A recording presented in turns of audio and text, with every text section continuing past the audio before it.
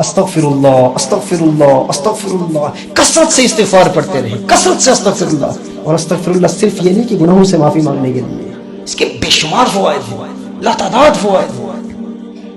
حضرت نوح علیہ السلام نے اسی کا فائدہ اولاد کی تربیت کے حوالے سے آپ نے ارشاد فرمایا اولاد میں برکت کے لیے بھی استغفار ہے.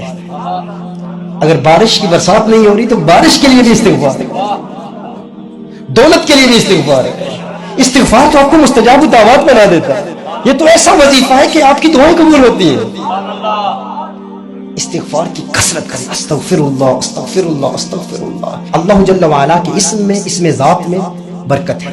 حضرت ابوبکر شبلی علیہ رحمہ کے دور کا بھی ایک واقعہ ہے کہ ابو علی سینا ان کی محفل میں بیٹھا ہے اور ابوبکر شبلی رحمہ اللہ کے کلام پر بات کر رہے ہیں کہ اللہ کا کلام مؤثر ہے، اس میں اثر ہے. اللہ جل وعلا کے اسم میں، اسم ذات میں برکت ہے، اس میں اثر ہے. اور ابوبکر شبلی رحمہ اللہ نے ارشاد فرمایا کہ اللہ کے کلام میں اثر ہے. آپ جانتے ہیں کہ فلسفی جو ہیں وہ 4 شکلوں سے بات کرتے ہیں. کہتے ہیں شکل خارجی ایک ہے، شکل لفظی ہے، کتابی ہے، ذہنی ہے. تو ان کے نزدیک تو شکل خارجی مؤثر ہوتی ہے لیکن شکل ذہنی وہ مؤثر نہیں ہوتی، شکل کتابی، شکل لفظی مؤثر نہیں ہوتی. تو ابو علی سینا نے کہا کہ ہم یہ تو مانتے ہیں کہ اللہ مؤثر ہے، اللہ مؤثر حقیقی ہے، ہم اللہ کی تاثیر کو مانتے ہیں، اللہ کی ذات میں اثر ہے. یعنی مثال کے طور پر یہ کاغذ ہے نا، اب اس میں میں نے اگر آگ لکھا ہوا ہے، آگ لکھتا ہوں تو فلاسفرز کہیں گے اگر کتابی آگ مؤثر ہوتی تو کتابی آگ اس کاغذ کو جلا دیتی. آپ آگ کے بارے میں سوچتے تو آپ کا ذہن جل جاتا، آگ کا تلفظ کرتے تو آپ کی زبان جل جاتی. فلسفیوں کے نزدیک کتابی، ذہنی اور لفظی یہ مؤثر نہیں ہوتے. وہ کہتے ہیں شکل خارجی ہی مؤثر ہوتی، وہی حقیقی ہوتی. تو ابو علی سینا نے ابوبکر شبلی سے کہا کہ یہ کیسے ممکن ہے؟ تم کہتے ہو کہ اللہ کے کلام میں تاثیر ہے. ہم اللہ کو مؤثر مانتے ہیں، ذات کو مؤثر مانتے ہیں، لیکن ان تینوں کو ہم مؤثر نہیں مانتے.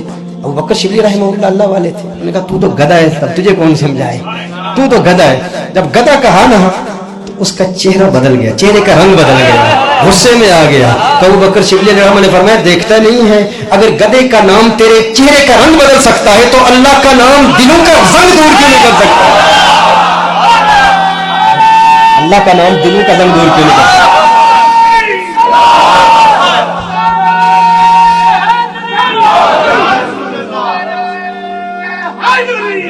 تو یہ برکت کا جو کانسیپٹ ہے نا، ہم اس کو مانتے ہیں.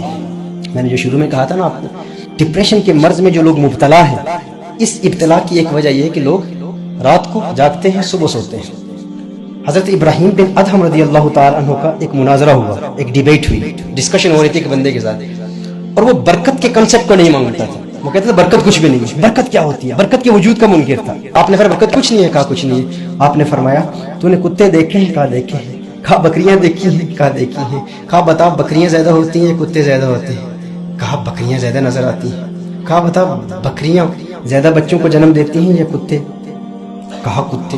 کہا بکریاں تو ذبح بھی ہوتی ہیں، کتے ذبح بھی نہیں ہوتے، لیکن کتے پھر بھی کم ہیں، بکریاں پھر بھی زیادہ ہیں، یہ کیا ہے؟ کہا کیا ہے؟ کہا یہی تو برکت ہے. کہا یہی تو برکت ہے. کہا برکت کیسے ہے؟ برکت کیسے ہے؟ برکت کیسے پیدا ہوئی؟ حضرت ابراہیم بن ادہم رضی اللہ تعالی عنہ آپ نے ارشاد فرمایا جب رات ہوتی ہے نا تو بکریاں جلدی سو جاتی ہیں، صبح جلدی جاگتی ہیں. کتے رات کو بھونکتے رہتے ہیں، جاگتے رہتے ہیں، اور جب اللہ کی رحمت کے نزول کا وقت آتا ہے کتے سو جاتے ہیں، وہ محروم رہتے ہیں. بکریاں اس وقت جاگتی ہیں. صبح کے وقت جاگا کرو، اللہ برکت دے گا. بکریوں میں برکت اس لیے ہے.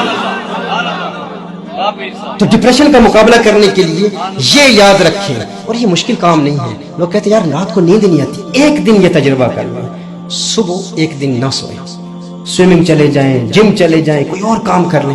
ایک دن اپنے آپ کو مجبور کر کے جاگتے رہیں، دوسرے دن دیکھیں کیسے نیند آ جاتی ہے. مسئلہ ہی نہیں ہے، پرابلم ہی نہیں ہے، ایک دن کا عمل ہے. کلمات کی برکت کے حوالے سے مجھے یہ نقطہ ذہن میں آیا، استغفار پڑھا کریں، کثرت سے استغفار پڑھیں.